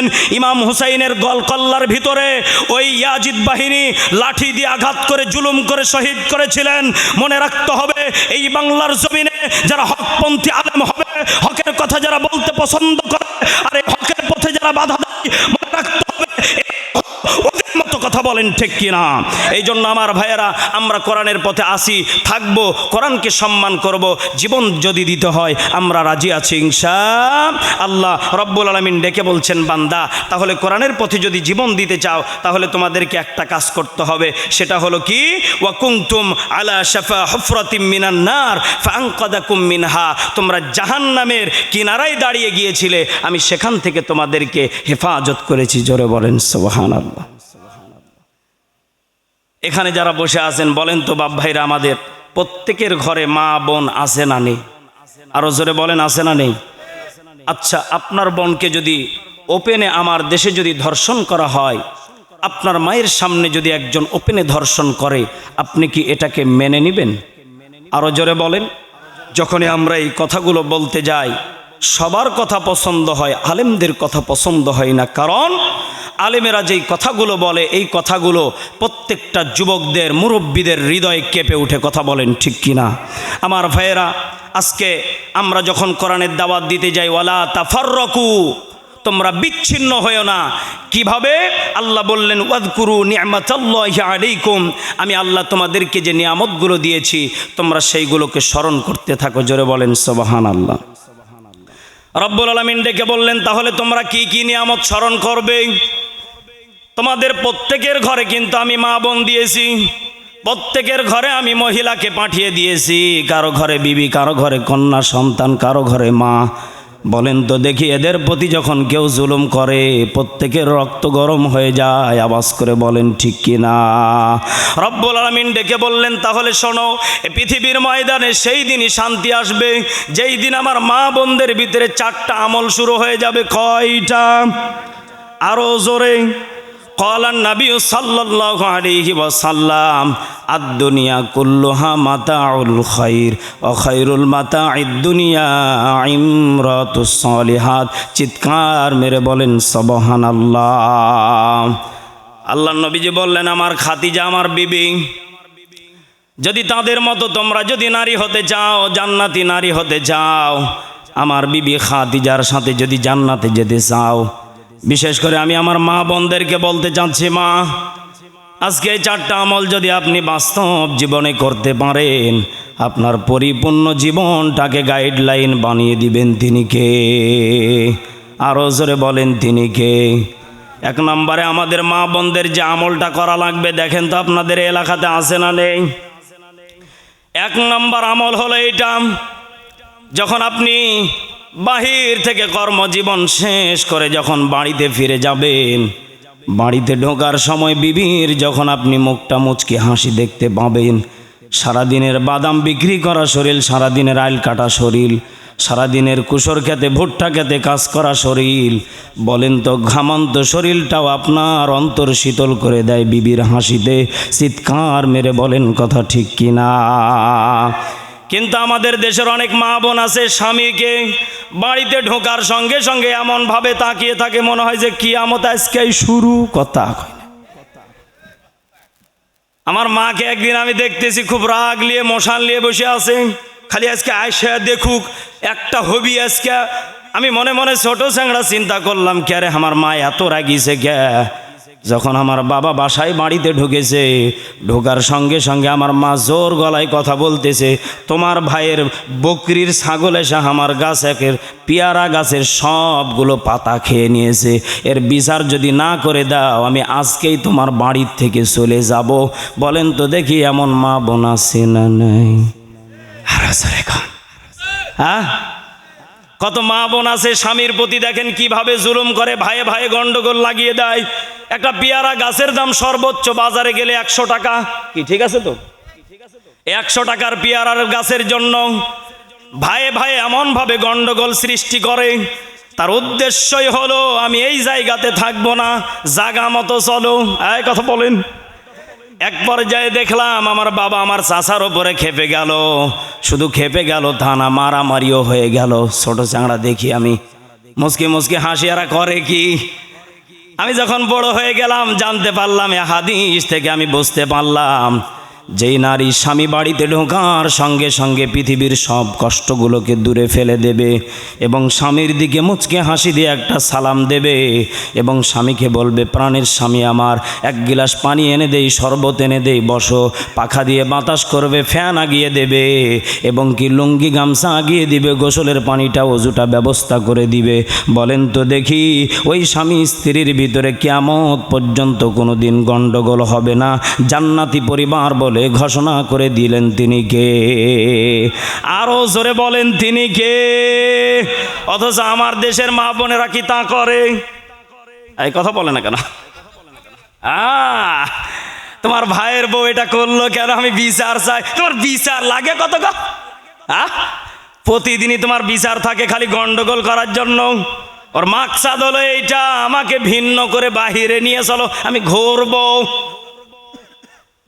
ও মা বোনেরা, এই সমস্ত উদ্দেশ্য যদি আপনার অন্তরে কাজ করে, আপনি আম্মাজান খাদিজার সাথে জান্নাতে তো যাওয়া দূরের কথা, গন্ধও পাবেন না। আপনার জান্নাত তো দূরের কথা, আপনার জাহান্নাম আবু জাহেলের স্ত্রী জামিলার সাথে হবে। একটু চিৎকার মেরে বলেন নাউজুবিল্লাহ। 2 নম্বরে আমরা এই আমলটা করব, মা বোনেরা ভালো করে বোঝার চেষ্টা করবেন। যেই স্বামী বাজার থেকে যেই পোশাকটা আপনার জন্য ক্রয় করে আনবে, যে খাবারটা ক্রয় করে আনবে, আপনাকে গোপনে এনে দিয়ে বলবে, প্রাণের বিবি আমার, আজকে সারাদিন কষ্ট করে মজুরি পাওয়া টাকাটা দিয়ে তোমাকে এই যে খুশি করে দিলাম, বিবির সঙ্গে সঙ্গে আমার দেশের এমনও মা বোন আছে ডাইরেক্ট বলে এটার দাম কত। কথা মনে হয় বানিয়ে বলছি আমি এগুলো। ডাইরেক্ট বলে এটার দাম কত, কারণ মহিলা মানুষ কিন্তু একটু কিপটা হলো আমার মার্কেট আলা ভাইয়েরা মজা আমারে ভালো কইরা 2000 টাকার শাড়ি ডাইরেক্ট কয় 10,000, ভাবি খালি আপনার জন্য 7,000। কথা কয়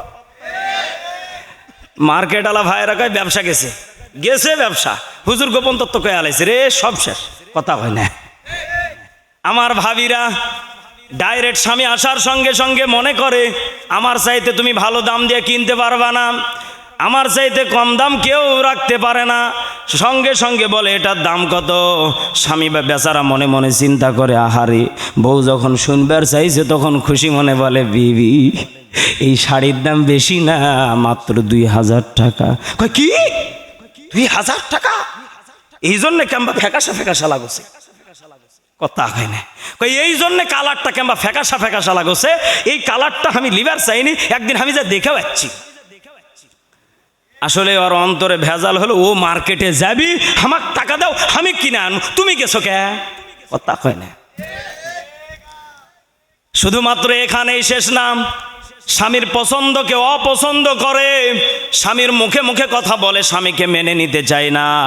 ও বোঝাতে চায় আমাকে টাকা দাও, আমি মার্কেট ঘুরবো আর আমি কিনবো আর সুন্দর সুন্দর করে কথা বলবো। ভাইয়া আসসালামু আলাইকুম। ওরে শয়তান, তোমার স্বামী এনে দেয়, তোমার পছন্দ হয় না, অথচ তুমি গিয়ে বলো ভাইয়া আসসালামু আলাইকুম, কত মিষ্টি মিষ্টি কথা। ভাবি নাম্বারটা কি দেওয়া যাবে? মিস কল দিতে দিতে হঠাৎ করে একদিন গোপন আলাপ, ভাইয়া কোথায় থাকে? আপনার ভাইয়া সময়ই দেয় না, আমার খালি ওই রাত্রিবেলা একটু আসে, কথাও কয় না, একদিক কায়থে ঘুমায় থাকে, সকাল হলে ডিউটি চলে যায়। কথা হয়। দোকানদার কয় আমি তো খালি ফ্রি থাকি, কাস্টমার আসলে সময় দেই, বাকি সময়টা কার সাথে দিমু? ভাবির সাথে। কথা কোন ঠিক কি না? আমার দেশের ভাবিরা এইভাবে ফাইসা যায়। 18 বছরের যুবকের সাথে চাষি বয়সের চাষি এবার কট খায়া ভিডিও ভাইরাল। কথা কোন ঠিক কি না? আল্লাহর নবী বললেন যেই সমস্ত নারীর ভিতরে এই বদ আচরণগুলো থাকবে, স্বামীর পছন্দকে পছন্দ করবে না, স্বামীকে যারা ভালোবাসতে শিখে নাই, স্বামীকে যারা অপছন্দ করে, স্বামীর প্রশংসা না করে যদি বলে স্বামী তোমার চুলগুলো কেঁকড়া কুকড়া ভালো লাগে না, তোমার নাকটা কেমন যেন একটু বাঁকা তারা। আমার একটা জীবনে প্রেমিকা ছিল, যেই প্রেমিকের চেহারা দেখলে কলেজের বান্ধবীরা পর্যন্ত কত চ্যাংড়া খান পাইছিল রে। কথা কন। আল্লাহর নবী বলেন আদ-দুনিয়া কুল্লুহা মাতাউল খায়র ওয়া খায়রুল মাতা'id দুনিয়া ইমরাতুস সালিহাত। ওই সমস্ত নারীরা খাদিজার সাথে জান্নাতে যাবে না, আমার বিবি খাদিজার সাথে জান্নাতে যাবে ওই সমস্ত শ্রেণীর নারীরা যেই সমস্ত নারীদের ভিতরে স্বামীর ভালোবাসা মহব্বত থাকবে, স্বামী যেটা এনে দেবে খুশি মনে মেনে নেবে। চিৎকার মেরে বলেন তো দেখি, এমন মা বোন আমাদের সমাজে দরকার আছে না নাই? জান্নাত চির সুখেরি ঘর, জান্নাত চির সুখেরি ঘর, ও গো জানতে যদি তুমি, মাইয়া ঘেরা রঙিন হে পৃথিবী, নয়তো সুখের খনি। ঠিক কিনা? জান্নাতে পাবে তুমি হুরে গেলমান যা চাবে, জান্নাতের সব নেয়ামত তোমায় স্বাগতম জানাবে। জোরে বলেন মারহাবা। শর্ত একটাই, তোমাকে দিতে হবে কোরবানি, শর্ত একটাই, তোমাকে দিতে হবে কোরবানি। করতে পারো তুমি যদি, করতে পারো তুমি যদি এক আল্লাহর গোলামি, মাইয়া ঘেরা রঙিন হে পৃথিবী, নয়তো সুখের খনি। আওয়াজ করে বলেন কথা ঠিক কিনা? চিৎকার মেরে বলেন ঠিক কিনা? জোরে লা ইলাহা, ভাই পানি থাকলে দিন, জোরে লা ইলাহা। কষ্ট হচ্ছে নাকি আপনাদের? শেষ করে দেব? কয়েক মিনিট চলবে? এখন ভিন্ন সুরে চলবে, চলবে? একটু জিকির করেন, লা ইলাহা, জোরে লা ইলাহা, সুবহানাল্লাহ, আলহামদুলিল্লাহ, লা ইলাহা, মোহব্বতে জোরে সুবহানাল্লাহ, আলহামদুলিল্লাহ, লা ইলাহা। ভাইজান বহু দূরে মদিনা, হাই হাই কেমনে যাহাব জানি না। ঠিকনি ঠিকনি বললেন, বহু দূরে মদিনা, হাই হাই কেমনে যাহাব জানি না। দয়া কর দয়ার আল্লাহ, দয়া কর দয়ার আল্লাহ, পোরাও মনের বাসনা, লা ইলাহা, জোরে লা ইলাহা, মোহব্বতে লা ইলাহা ইল্লাল্লাহ, জোরে লা ইলাহা। ভাইজান এই কালে মার বন্ধ বেলা, কাজে লাগিবে মরণ বেলা। এই কালে মার প্রেম থাকিলে, এই কালে মার প্রেম থাকিলে, কবর হবে ও জালা, লা ইলাহা, জোরে লা ইলাহা। মুসলমান ভাইরা আমার, আর কোনো দিকে কোনো নজর নাই। কয়েকটা মিনিট আমরা হাকিকতন কান্না করে বিদায় নিয়ে চলে যাব। রে মুসলমান বাবাজি, প্লিজ বাবাজি, কেউ কাহারোর দিকে তাকাইবেন না, একটু হাকিকতান কান্না করব। কারণ আমাদের অনেকের মা নাই, অনেকের বাবা নাই, আমাদের অনেকের কলিদার টুকরা সন্তান নাই, গহীন অন্ধকার কবরে। একটু আবাদ করে বলেন কথা ঠিক কিনা? আরে মুসলমান বাবাজি, যাদের মা গহীন কবরে, যাদের বাবা গহীন কবরে, যাদের কলিদার টুকরা সন্তান গহীন কবরে, একটু আবার আওয়াজ করে বলেন তো দেখি, আল্লাহু আকবার। আর একবার মায়া করে ডাক দিয়া বলেন, আল্লাহ। আমার ভাইরা, আমার বন্ধুগণ, এই দুনিয়ার সফর কিন্তু আমাদের ক্ষণিকের সফর। আমাদের প্রত্যেককেই কিন্তু মৃত্যু শয্যায় সজ্জিত হবে। এই জন্যই তো আশরাফ আলী থানভী রহমাতুল্লাহ আলাই বলেন, আগার খাই কেদার জান্নাত রসিদি, বন্দেগি কোন বন্দেগি, কোন বন্দেগি। এরে মুসলমান বাবাজি, যদি পরকালে জান্নাত পেতে চাও, দুনিয়াতে বেশি বেশি করে বন্দেগি কোন বন্দেগি ইবাদত করো। একটু আবাদ করে বলেন আল্লাহু আকবার। এ মুসলমান বন্ধু, কেন আপনি দুনিয়াতে ইবাদত করবেন না? কেন আপনি দুনিয়ার সময়টাকে বেশি হারামের পথে সময় দিবেন? এরে মুসলমান বাবাজি,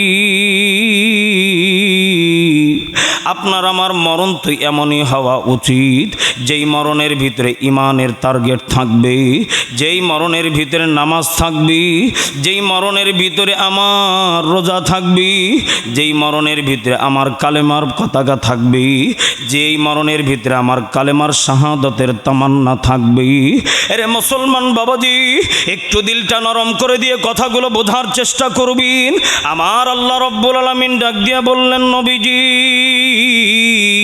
ইয়া রাসূলুল্লাহ, ইয়া হাবিবাল্লাহ, আপনার উম্মতে মুহাম্মাদীদেরকে আপনি জানিয়ে দিবেন, ওগো নবীজি, আপনার উম্মত যেন জাহান্নামে না আসে। আর যদি জাহান্নাম থেকে বাঁচতে চাই, সূরা বনী ইসরাইলের ভিতরে আমি একখানা আয়াত নাজিল করে আপনার উম্মতদেরকে আমি আল্লাহ রব্বুল আলামিন জানিয়ে দিলাম। আরে আমার রাজশাহীর বাবাজিরা, আমার আমার আল্লাহ রব্বুল আলামিন ডাক দিয়া বললেন, নবীজি, ও গো নবীজি, আপনার উম্মতদেরকে ওই একখানা আয়াতের কথা আপনি জানিয়ে দিবেন। একটু আবাদ করে বলেন তো দেখি, এই আয়াত আমাদেরকে শিখিয়ে দিলেন কে? আর একবার জোরে আওয়াজ করে বলেন কে? আমার আল্লাহ রব্বুল আলামিন ডাক দিয়া বললেন, ওয়াকাদা রব্বুকা আল্লা তা'বুদু ইল্লা ইয়াহু ওয়া বিল ওয়ালিদাইনি ইহসানা। একটু আওয়াজ করে বলেন আল্লাহু আকবার। এই ময়দানে যাদের মা নাই, এই ময়দানে যাদের বাবা নাই, কেউ কাহার দিকে তাকাইবেন না, একটু নিচু দিকে মাথা করে দিন, একটু কবরের কথা স্মরণ করেন, একটু মা বাবার কথাগুলো মনে করেন। এই মহরমের দিনে কত মা বাবা ছিল রে, সন্তানের জন্য একটু পায়েস রান্না কইরা ডাক দিয়া বলছে, বেটা তুই না খাইলে আমার গলা দিয়া খাবার কেন নামে না? বেটা তুই কোনে আসোস, আইরে আমার একটু পায়েস রান্নাগুলো খায়া যা। সন্তান যদি দূরে থাকছে, মায়ের গলা দিয়া পায়েস নামে নাই, একটু আবাদ করে বলেন কথা ঠিক কিনা? বাড়িতে যদি একটু মা গোস্ত মাছ রান্না করছে, সন্তান না আসলে মা খাইতে বসে না।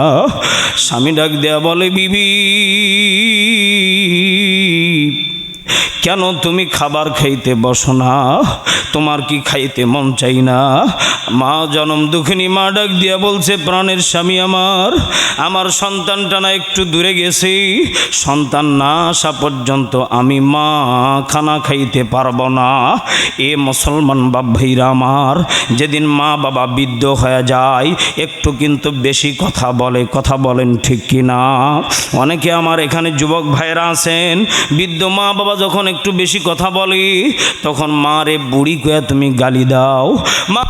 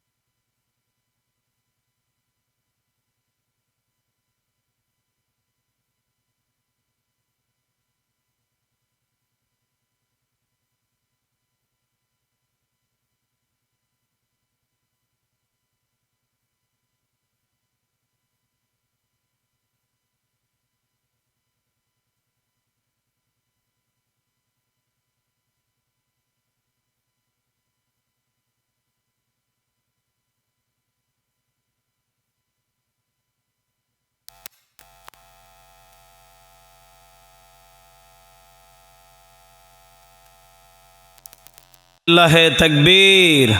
আল কোরআনের আলম, কোরআন হাদিসের আলম, লিল্লাহে তাকবীর। আমার ভাইরা, আমার বন্ধুগণ, যেই কথাগুলো বলছিলাম, মা বাবার খেদমত চলবে? একটু আওয়াজ করে বলেন চলবে? আমার ভাইরা, আমার বন্ধুগণ, প্লিজ বাবাজি একটু দিলটা নরম করে দিয়ে কয়েকটা মিনিট আমরা হাকিকতান কান্না করে বিদায় নিয়ে চলে যাব। আল্লাহ রব্বুল আলামিন ডাক দিয়া বললেন, ওয়াকাদা রব্বুকা আল্লা তা'বুদু ইল্লা ইয়াহু ওয়া বিল ওয়ালিদাইনি ইহসানা। আমি আল্লাহ রব্বুল আলামিন ডাক দিয়ে জানিয়ে দিলাম, যখন তোমার মা বাবা বৃদ্ধ হয়ে যাবে, সন্তান তখন মা বাবার প্রতি ইহসান করবে। একটু আবাদ করে বলেন কথা কার? মুসলমান বাবাজি, কিন্তু মা বাবা যখন বৃদ্ধ হয়ে যায়, কত সন্তান আছে মা বাবাকে বুড়ি কয়া গালি দেয়, খারাপ ভাষায় গালি গালাজ করে, এমন সন্তান আমাদের সমাজে আছে না নাই? আমার ভাইরা, আমার বন্ধুগণ, দেখেন তো দেখি এই মা বাবা কেমন মা বাবা ছিলেন। এই মা বাবা তো এমনই ছিলেন, সন্তান যদি কোথাও বিপদে পড়ছে কেউ না জানতে মায়ের কলিজা কান্ত। একটু আবাদ করে বলেন কথা ঠিক কি না? যাদের মা গহীন কবরে, যাদের বাবা গহীন কবরে, তাদের অন্তরে হিট লাগবে। আমি এতটুকুই আপনাকে বলে বোঝাইতে চাচ্ছি, যাদের মা বাবা যেদিন মৃত্যুবরণ করল, আপনি আপনার মায়ের লাশটাকে নিয়ে যখন জানাজার মাঠের দিকে যখন হলেন রওয়ানা, আপনার চোখের পানি দেখিয়া আপনার এলাকার মানুষ কান্না করছি, কত মা বোন আপনার চোখের পানি দেখিয়া কান্না করছি।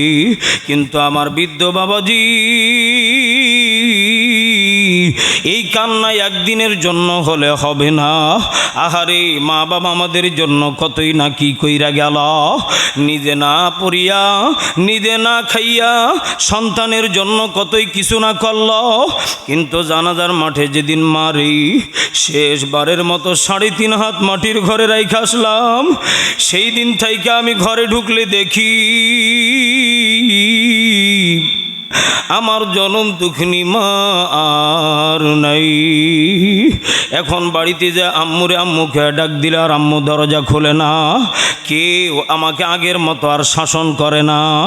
একবারও বলে না, বেটা তুই কই গেছিলি, তুই ছাড়া না আমার ঘুম আসে না, তুই কি জানুস না, তুই কই গেছিলি একটু বল না বল না। মার চেহারা সন্তান না দেখলে ঘুম আসতো না। ওই একই সন্তান আজকে বাড়িতে গেলে মা রে মা কয়ে ডাকতে পারে না। যদিও আম্মু কয়ে ডাক দিয়া দেখি, আমার মা তো বাড়ির ভিতরে নাই। আজকে মায়ের ঘরের ভিতরে সব থাকলেও আমার মা নাই, বাবার ঘরের দিকে তাকাইলে সব থাকলেও বাবা নাই। আহারে, এমন মা বাবা জনম দুঃখিনী কার কার নাই? একটু হাতটা তুলেন তো দেখি। হুজুর আমার মা নাই, হুজুর আমার বাবা নাই, হুজুর আমার মা নাই, হুজুর আমার বাবা নাই। একটু নিচু দিকে মাথাটা নোয়ান, আর একটা বার ডাক দিয়া বলেন আল্লাহ।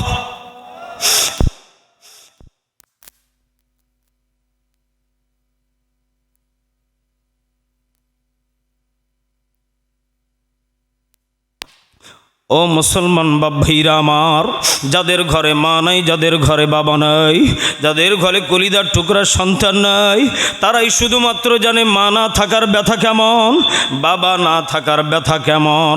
আমি আপনাদেরকে আর বেশি সময় কষ্ট দিব না। যাদের মা নাই, যাদের বাবা নাই, আমি ছোট্ট একটা আমল দিয়া যাইতেছি। শুধুমাত্র 2 ঈদে মা বাবার কবরের পাশে যাইবেন তা না, প্রতি শুক্রবারে সময় পাইলে মায়ের খবর নেবেন। মা গো, তুমি আমারে ছাড়া না খাইতা না, তুমি আমার না দেখলে না খানা খাইতে বসতা না। আজকে তোমারে কতদিন হয়ে গেল দেখি নাই, আজকে তোমারে কতদিন হয়ে গেল খবর নেই নাই। আজকে তোমারে দেখার জন্য আসছি, তুমি কেমনে আছো একটু কি বলবা না? আমার মৌলাই করিম ডাক দেয়া বলে, গোলাম রে, যেই সন্তান বলবে রব্বির হামহুমা কামা রব্বায়ানি সগীরা, আমি আল্লাহ ওই সন্তানের চোখের পানি নাকের ডগায় আসার আগ মুহূর্তে তার মা বাবার কবরে আযাব মাফ করে দেব। একটু আওয়াজ করে বলেন সুবহানাল্লাহ। এরা মুসলমান বাবাজি,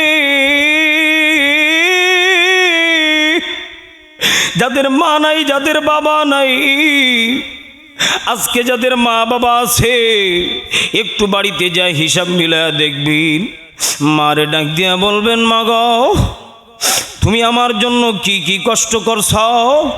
1 নম্বরেই তো মা বলবে, বেটা রে, তোরে আমি 10 মাস 10 দিন পেটে গর্ভে রাখছিলাম। আমি মা যখন তোরে প্রসাবের যন্ত্রণায়, তোর বাবারে আমি চাবিটা দিয়ে বলছিলাম, কি গো আব্দুল্লাহর বাবা, যদি আমি মারা যাই তুমি তোমার সন্তানটারে খেয়াল রাখো। কত মা বাচ্চা হইতে যায়া স্বামীকে ডাক দিয়া বলে, প্রাণের স্বামী, আমি যদি মারা যাই আমার সন্তানটারে এতিমখানায় দিয়ে দিও। একটু আওয়াজ করে বলেন কথা ঠিক কিনা? কারণ মায়ের কলিজায় এত পরিমাণ আঘাত করে, এত পরিমাণ হিট করে। এ মুসলমান বাপ ভাইরা আমার, একটু মায়ের স্মৃতিগুলো মনে করেন। আবার আপনি মাকে জিজ্ঞাসা করবেন, মা গো, আমার জন্য কি কষ্ট করছ? মা ডাক দিয়া বলবে, বেটারে, আমি তোর জন্য 2টা বছর আমি আমার নিজের শরীরে শরীরের যত্ন নিতে পারি নাই। তুই যেই সময় আমার আম্মুকে ডাক দিছিলি আম্মু, আমি সঙ্গে সঙ্গে তোরে কান্না থাইকা চুপানোর জন্য আমি দুধের স্তনে ধরছিলাম। যখনই তোরে আমি দুধ খাওয়াইতে লাগছি তুই সন্তান আর কান্না করতি না। আমার বুকের স্তনের দুধটা খাইতে খাইতে তুই সন্তান এমনভাবে ঘুমায় যাইতি, তোর ঘুমটা দেখায়া আমি মা তোর ঠোঁটে চুমু খাইতাম, আমি মা তোর নাকে চুমু খাইতাম, আমি মা তোর কপালে চুমু খাইতাম, আমি মা তোর গালগুলাই চুমু খাইতাম আর বলতাম বাবা তুই একদিন বড় হবি, আমাদের খেয়াল রাখবি, আমাদেরকে দূরে ঠেলা দিবি না। এ যুবক ভাই, যেই মাকে কষ্ট দিতেছ, যেই বাবাকে কষ্ট দিতেছ, এই মা কিন্তু 2টা বছর তোমার আমার জন্য নিজের শরীরের যত্ন নাই। কথা বলেন ঠিক কি না? এই মা 10 মাস 10 দিন ঠিক মতো খাইতেও পারে নাই, যা খাইছে বমি কইরা ফালা দিছে। আহারে, আমিও তো আমার বিবিকে দেখছি, আমার বিবি ঠিক মতো খাইতে পারতো না। আমি মাঝে মাঝে ডাক দিয়া বলতাম কি গো তুমি কেন ঠিক মতো খাইতে পারো না? বিবি ডাক দিয়া বলে প্রাণের স্বামী আমার খাইতে মন চাইলেও খাইতে পারি না, কারণ সন্তান ভিতর থাইকা লাথি মারে, এমন করে একটা লাথি মারি যা কিছু খাইছি সবগুলা বমি হয়ে বের হয়ে যায়, আমি মা সহ্য করতে পারি না। এখানে অনেক মা বোনেরা বৈশা আছি যাদের চোখের পানি এখন টাস টাস করে ঝরতেছি, কারণ আমার মায়ের ব্যথার কথা মনে পইরা গেছি, আমার মায়ের ওই দিনের কথা মনে পইরা গেছি। আমার বিবি মাঝে মাঝে বলি কি গো তুমি যখন বয়ান করো আমার ওই দিনের কথা মনে পড়লে আমি নিজেকে কন্ট্রোল করতে পারি না, কারণ আমি মা জানি একটা সন্তানকে নরমালি দুনিয়াতে আনা কত কষ্ট। আহারে, যেই মাকে সিজার করা হয় ওই মাকে এমন করে একটা ইনজেকশন পুশ করা হয়, মাটার সঙ্গে সঙ্গে অজ্ঞান হয়ে যায়। শুধু অজ্ঞান হয়ে যায় তা না, আমার মা জননী দুনিয়ার জ্ঞান লেন্সগুলো সব হারায় ফেলি, আর আমার মায়ের মাজাটা এত পরিমাণ ব্যথা করে ঠিক মতো আগের মতো আর সংসারে কাজ করতে পারে না। শুধুমাত্র তোমারে আমারে নেওয়ার জন্য একটাবার ওই মায়ের জন্য ডাক দিয়া বলেন না আল্লাহ। আর একবার মা পাগল বাবা পাগল ডাক দিয়া বলেন না আল্লাহ। আমার সাথে ঠোঁট মিলাইয়া বলেন বাবা তুমি কেমন আছো ছোট্ট মাটির ঘরে, তোমার কথা হৃদয় মাঝে পড়ছে বারে বারে, বাবা গো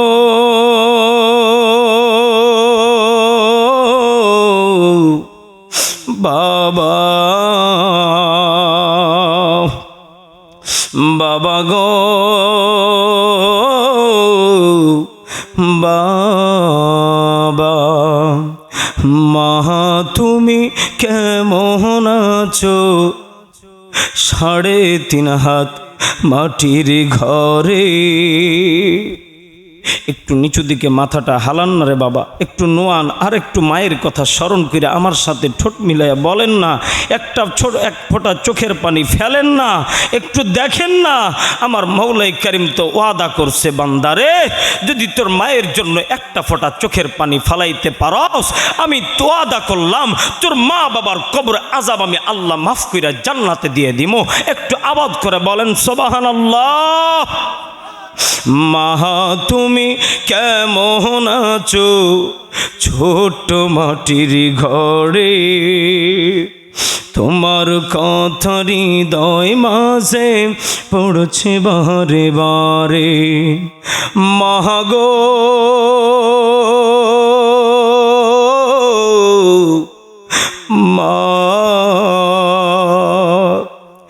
মা গো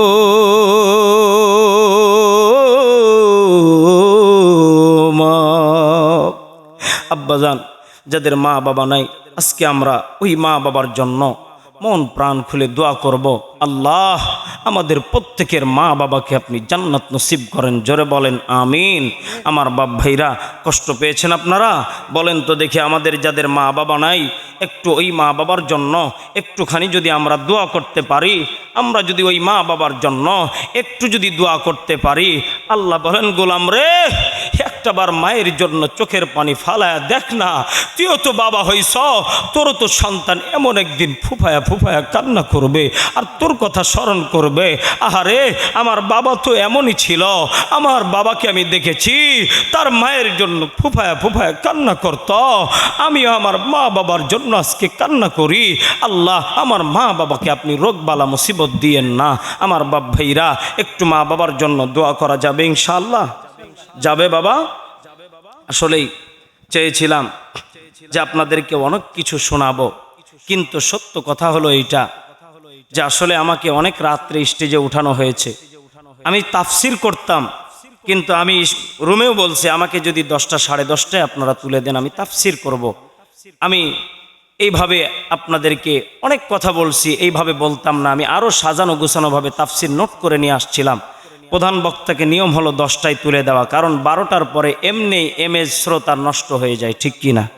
কারণ আপনারা জানেন যে আল্লাহ আমাকে এমন এমন নিয়ামত দিয়েছেন, বাংলাদেশের যত টপ লেভেলের বক্তা আছে আল্লাহ সবার সুর এই অধমের কণ্ঠের ভিতরে দিছে, আলহামদুলিল্লাহ। কষ্ট হচ্ছে আপনাদের? হ্যাঁ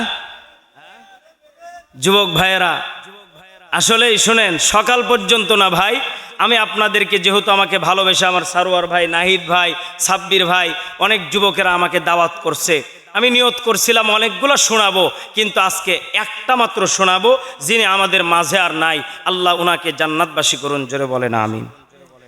হয়তো মুরব্বীরা চিনবে, দেখেন উনি কিন্তু এক সময় ঘরে ঘরে ওয়াজ করা বক্তা, দেখেন চিনতে পারেন কিনা। চলবে? একটা মাত্র দিব ইনশাআল্লাহ, রাজি আছেন তো?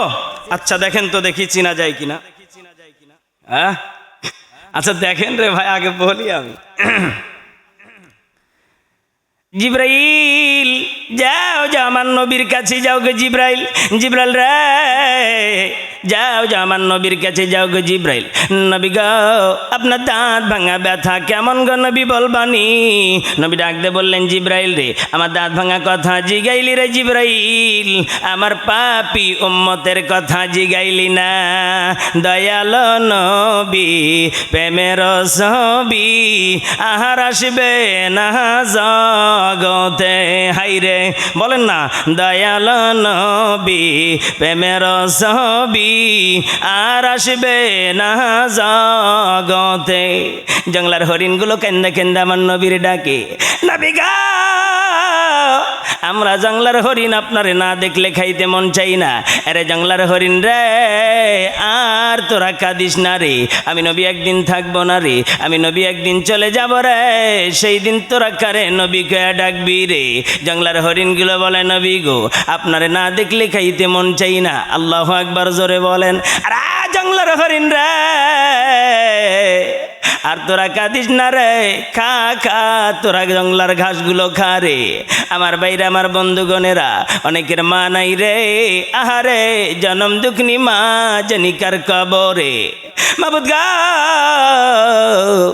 ইহকালে না দেখাইলে রে, পরকালে দেখাইও। মারহাবা জোরে কর। হ্যাঁ কি হয়েছে তো এবার? হ্যাঁ ভৈরব বাসিস্তান মসজিদের ইমাম। আমার ভাইয়েরা, আর আপনাদেরকে কষ্ট দিব না, 2 খান করে বের হচ্ছে ভাই, আর আচ্ছা আব্বাজানেরা, আপনারা আমার ভিজিটিং কার্ড আছে ক্যামেরাম্যানের কাছে, আপনারা নিয়ে যাবেন। আর আমার ভাই যদি কষ্ট পেয়ে থাকে আমি মাফ চাইয়া নিচ্ছি, কারণ আমি কোনো মাহফিলে রাজনৈতিক বক্তব্য দেই না, কারণ আমি এই জন্য আজকে দিলাম, একটু হালকা পাতলা না দিয়ে গেলে এলাকার মানুষকে হুজুর খালি আসা নরম নরম ওয়াজ করে চলে গেছে, এই জন্য গরমেরও দরকার আছে, ঠিক কি না? তবে আমার ভাই আমাকে ফুল ওয়াজ না করতে আমার ভাই করছে যে এইগুলা পেন না। আসলেই এলাকায় থাকতে গেলে যারা আয়োজন কমিটি তাদের উপর একটু চাপ আসে, আমি এটা জানি। এজন্য আমি আমার ভাইকে প্রথমে আমি বলতে চাচ্ছি, ভাই আল্লাহ রাব্বুল আলামিন যেন আমাদেরকে কোরআনের পথে, হক পথে সুন্নাহ অনুযায়ী যেন আমাদেরকে চলার তৌফিক দান করেন। জোরে বলেন আমিন। আমি আজকে সবার জন্য মন খুলে দোয়া করব, আমার মা বোনদের জন্য, যুবকদের জন্য, মুরব্বী বাবাদের জন্য, সবার জন্য দোয়া করব। আমরা পড়ি আস্তাগফিরুল্লাহ, আস্তাগফিরুল্লাহ।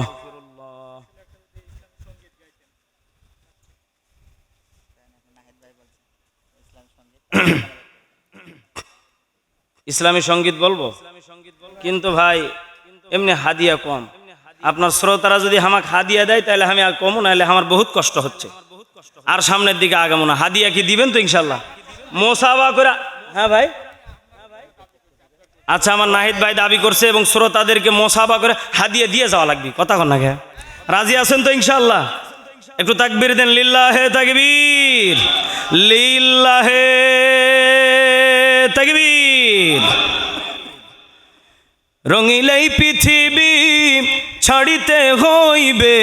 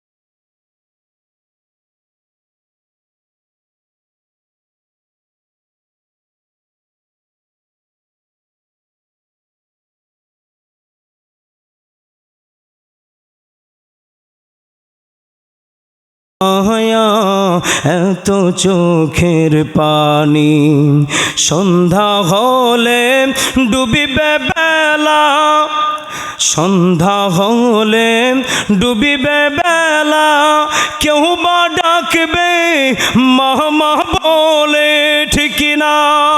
সন্ধ্যা হলে ডুবিবে বেলা, কেউ বা ডাকবে মা মা বলে, সাড়া তো দেবে না জননী, কার লাগিয়া এত মায়া এত চোখের পানি রে মন, কার লাগিয়া এত মায়া এত চোখের পানি।